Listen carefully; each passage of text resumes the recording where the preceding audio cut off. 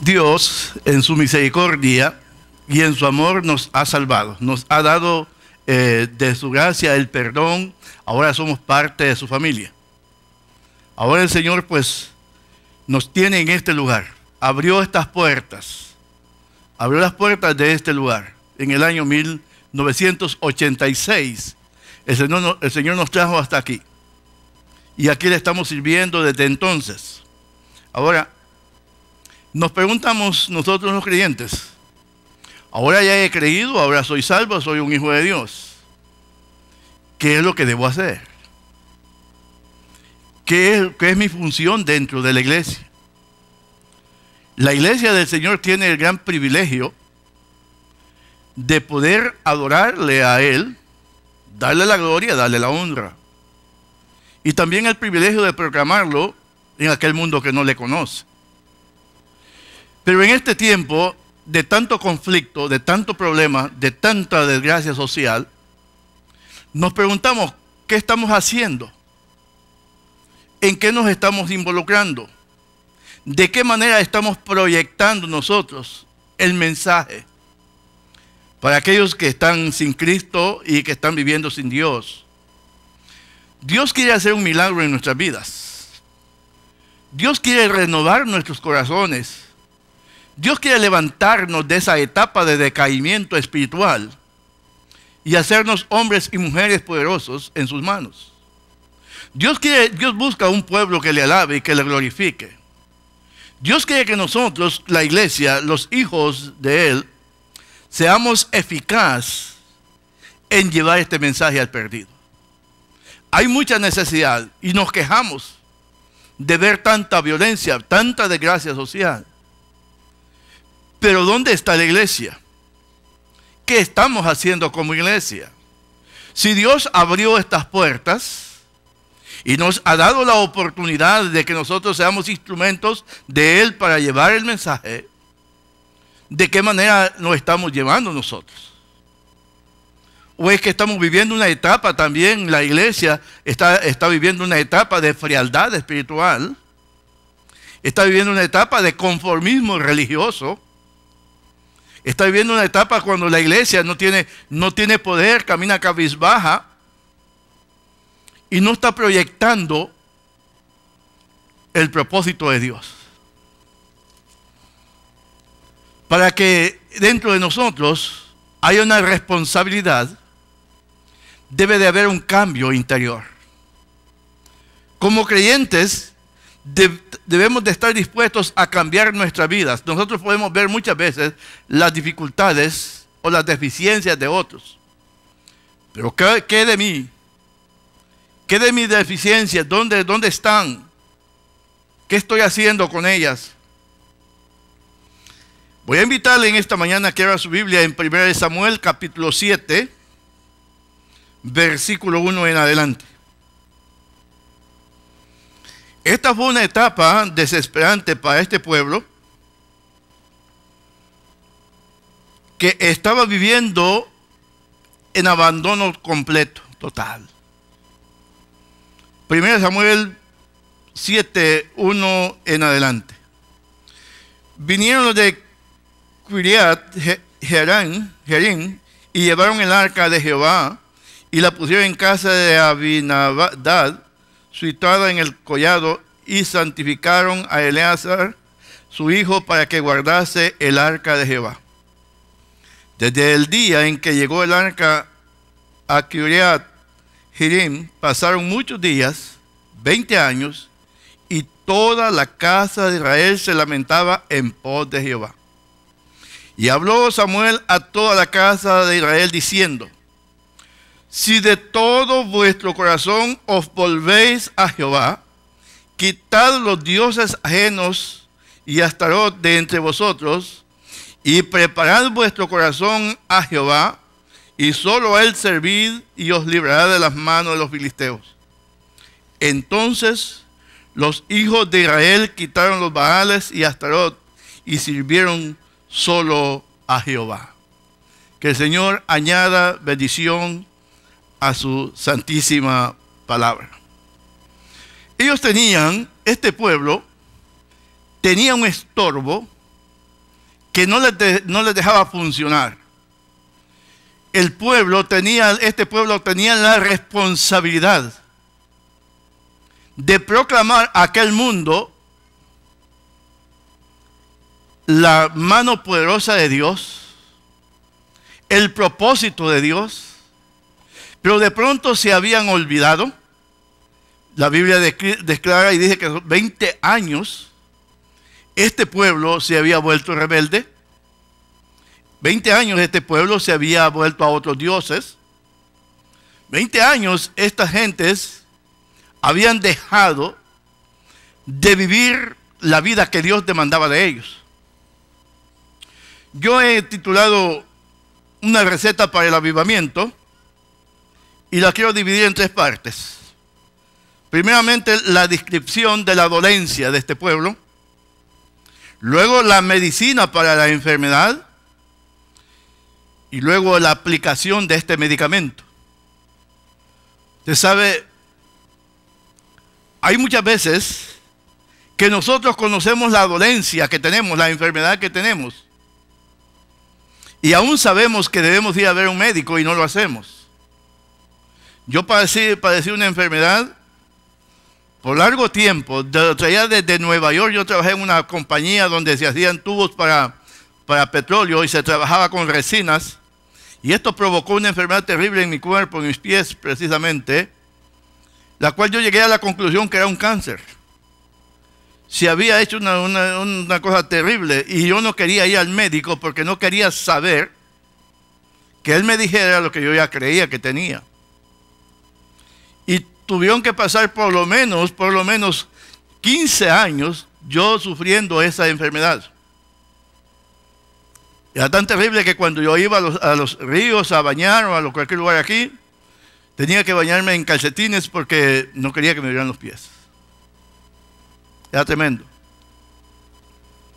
No quería ver al médico. Sabía que tenía un problema. Pero un día me animé y fui.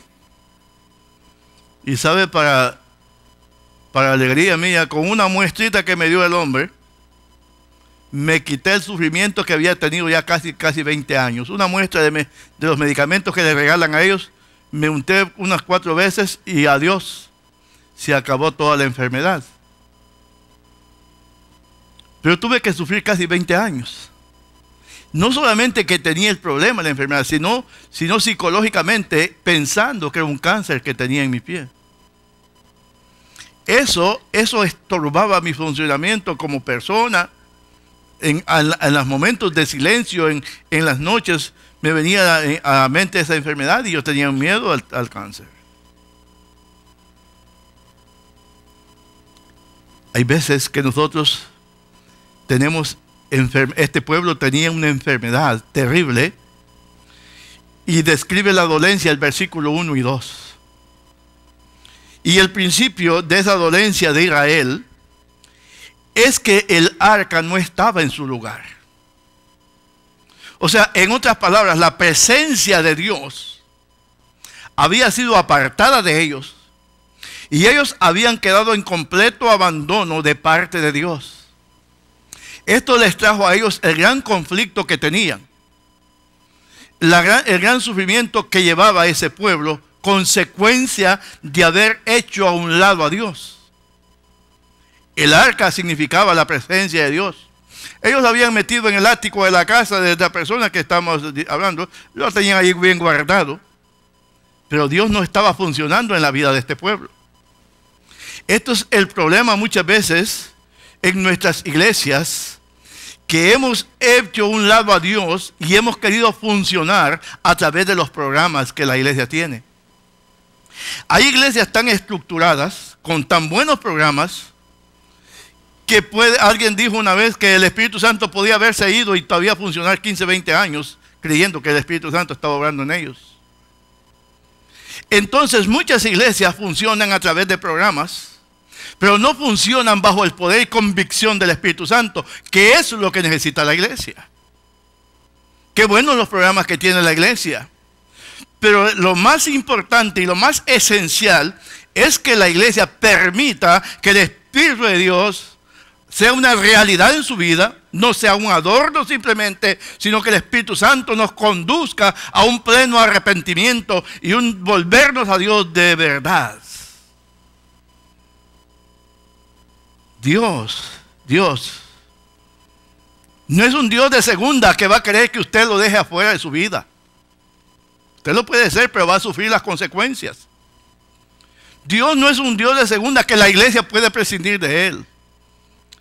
La iglesia tiene que tener esa vivencia completa, perenne, constante con Dios.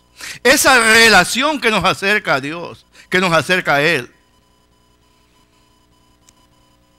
El reconocimiento de la enfermedad de Israel, y había lamentación en ellos. Desde el día que el arca, dice el versículo 2, llegó a Kiriat Jearim, pasaron muchos días, 20 años, y toda la casa de Israel se lamentaba en pos de Jehová. Qué lamento más triste era para este pueblo. Qué lamento más difícil haber sido ver tantas las maravillas que Dios había hecho en su vida y que ahora no estaba haciendo nada. Qué triste es para la vida de un creyente añorar las maravillas que un día hizo Dios en su vida y que ahora no está funcionando. Qué triste experiencia para un hijo de Dios ser testigo de las maravillas que Dios está haciendo o hizo en su vida, pero que ahora él no lo está disfrutando. Qué triste es la vida de una iglesia que ha dejado a un lado a Dios y quiere funcionar por su propia iniciativa y Dios no está obrando en ellos. Qué triste es esto. Qué difícil es el querer, el sentir. Ellos iban, dicen, en pos de Dios, buscaban, pero no encontraban nada, porque tenían pasos importantes que hacer. No era simplemente el querer de ellos. A veces nosotros reconocemos lo que tenemos. Yo sabía lo que tenía, pero le tenía miedo al médico. A veces nosotros descubrimos el problema que hay, pero no queremos depender totalmente de Dios, queremos depender de nosotros mismos. Y esto nos lleva a un segundo paso. La dolencia, la medicina, versículo 3. Y habló Samuel a toda la casa de Israel diciendo: si de todo vuestro corazón os volvéis a Jehová, quitad los dioses ajenos y Astarot de entre vosotros, y preparad vuestro corazón a Jehová, y solo a él servid, y él os librará de la mano de los filisteos. Tenía un enemigo. Ahí estaba el enemigo. ¿Qué tenía que hacer este pueblo? Tenía que seguir lamentándose. Tenía que seguir añorando 20 años, muchos días, 20 años. Tenían que seguir ellos buscando, añorando las maravillas del pasado. ¿O tenían algún cambio que hacer en sus vidas? Samuel les dice: aparten delante de ustedes el estorbo, la barrera que no les permite acercarse a Dios. Aparten de ustedes todos aquellos contratiempos que tienen que no les permiten acercarse a Dios. Dejen de buscar a Dios donde no está. Qué duro es para un pueblo como este. Este pueblo es un pueblo difícil. Donde quiera que llegaba en cautividad, ahí estaba. Donde quiera que estaba, aunque no estuviera cautivo, se adaptaba a las religiones de ese lugar y ahí iba en pos de ellos. Este pueblo tenía que dar un paso muy importante, bien definitivo en la vida de ellos. Primeramente, una demanda de sinceridad hacia Dios. La Biblia dice: este pueblo de labios me honra, mas su corazón está lejos de mí. Eso habla de una adoración ficticia, una relación simple. Eso habla de algo que no anda bien. Sinceridad hacia Dios. Hacerlo, pero de todo corazón. Tenían que quitar el estorbo de los dioses que impedían acercarse a ellos, los dioses cananeos, de la prosperidad que ellos tenían allí en ese lugar. El Baal, y Astarot, dioses cananeos que ellos adoraban. Tenían que hacer un lado. Tenían que volverse definitivamente hacia Dios. Su vida tenía que estar enfocada hacia Dios. Su corazón tenía que estar rendido hacia Dios. Su quehacer y vivencia diaria tenía que ser una vivencia real hacia Dios. Es la demanda que Dios hace de nosotros hoy en día. Hay un gran entretenimiento hoy en día en la sociedad que nos ha tocado vivir. Hay tantas cosas que antes no teníamos y que ahora los tenemos. Hoy tenemos que poner en la pantalla atrás, por favor apaguen el celular porque no comienzan a sonar todos al mismo tiempo. Antes no teníamos que andar poniendo ese rótulo. Antes los matrimonios se destruían por infidelidad de las parejas. Ahora los matrimonios se destruyen porque pasan mucho tiempo los esposos o esposas metidas en la computadora que se olvida que se casaron un día. Muchos matrimonios, por aquí hubo uno que pasó esa experiencia. El marido todo el tiempo en la computadora. ¿Qué hacía? No sabemos. Pero lo que sí sabemos es que ya llegaba a las 4 de la mañana, ya cayéndose de sueño y se dormía. Y otra vez a trabajar y volver a hacer lo mismo. Y se olvidaba de su pareja. El mundo hoy en día tiene tanta entretención para nosotros, para usted y para mí, que está captando todo nuestro interés y nos olvidamos de nuestra relación con Dios. Hoy no tenemos que tener los baales ni los astarotes, ahí los bultos esos para adorarlos. Ahora nos volvemos idólatras de nosotros mismos. Ahora la idolatría nuestra puede ser la computadora, puede ser cualquier cosa, puede ser la diversión que ocupa el lugar que le corresponde a Dios. Y Dios está reclamando esto. Dios puede estarnos diciendo, Primera Iglesia Bautista, ¿dónde está tu corazón? ¿Hacia dónde tú estás viendo? ¿Cuál es tu experiencia? ¿Cuál es en realidad el motivo de tu vida? De tu relación conmigo, ¿cómo está? Dios un día nos va a llamar a cuenta y nos va a hacer entregarle cuentas. ¿Dónde está nuestro corazón? ¿Cuál es el lugar? ¿Dónde está ocupando? ¿Queremos avivamiento? ¿Queremos nosotros que nuestras familias que están perdidos, que no son creyentes, se conviertan? Tenemos que dar un paso definitivo nosotros, doblegarnos ante Dios y quitar los estorbos que nos detienen la misericordia y la bondad de Dios. Nos está llamando a eso. Nos llama a tener una relación completa con Él. Nos llama a que nos acerquemos a Él dispuesto a renunciar y a quitar todo aquello que nos estorba. A veces nos es difícil sacar un poco de tiempo para el Señor. A veces nos es difícil sacar un tiempo para nuestra vida, para rendirla a Dios. Confiar en Dios. ¿Le parece a usted que es fácil o es difícil? A veces nuestra confianza es tan superficial que muy poco se siente. Confiar en Dios es poner todas nuestras necesidades en su mano. Confiar en Dios es depender totalmente de su misericordia y bondad. Confiar en Dios es dejarle a Él todas nuestras aflicciones y permitir que Él obre en nuestras vidas. Ahora, ¿qué tenían que hacer estas gentes? ¿Qué tenían que hacer estas personas? ¿Qué tenían que hacer este pueblo? Enciéndame este micrófono, por favor, ya se renovó este. ¿Qué tenían que hacer? ¿Qué deberían hacer? Tenían que confesar su pecado. Tenían que confesar el pecado que habían cometido, de haberse apartado de Dios, de haberse alejado de Dios, de haber dejado a Dios para seguir otros dioses. ¿Qué tenemos que hacer nosotros ahora, hoy en día?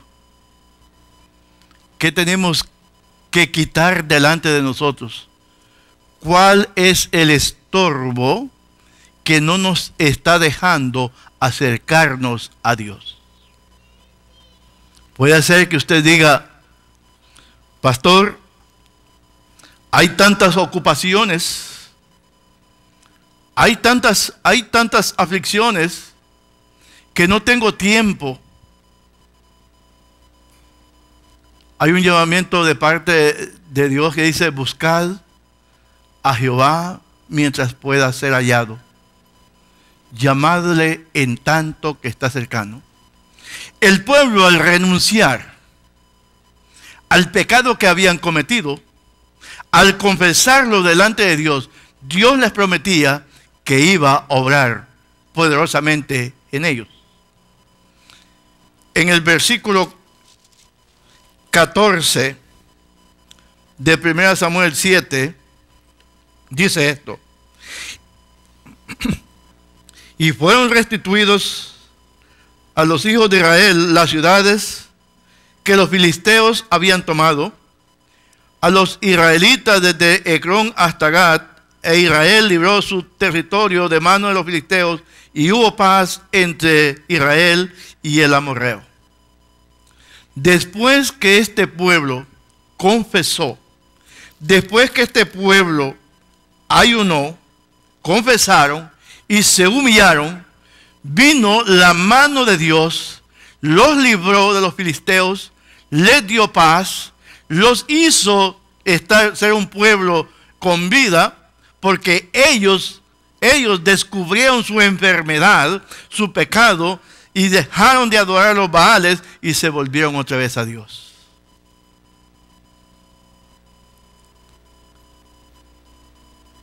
En 2 Crónicas 7:14 dice esto: si se humillare mi pueblo, sobre el cual mi nombre es invocado, y oraren y buscaren mi rostro y se convirtieren de sus malos caminos, entonces, dice el Señor, yo oiré desde los cielos y perdonaré sus pecados y sanaré su tierra. Si se humillare mi pueblo, y qué difícil es eso. Reconocer que estamos mal delante de Dios.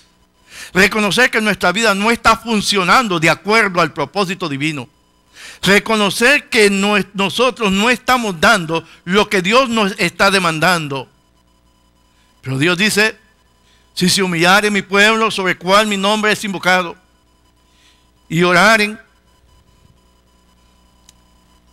y buscaren mi rostro y se convirtieron de sus malos caminos, entonces, yo oiré desde los cielos, perdonaré sus pecados y sanaré su tierra.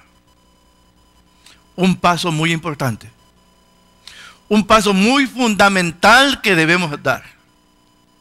Como iglesia, nosotros debemos de salirnos del compromiso, del conformismo, y tomar un compromiso con Dios. Somos responsables delante de Dios. Como creyentes, nosotros vamos a comparecer en el tribunal de Cristo y tenemos que dar cuenta. Déjeme preguntarle, ¿qué si Cristo viniera a levantar su iglesia y nos tocara comparecer delante del tribunal de Cristo? ¿Cómo están nuestras obras? ¿Qué clase de obras tenemos? La Biblia describe varios tipos de obras. Unas que se van a quemar, otras que van a permanecer.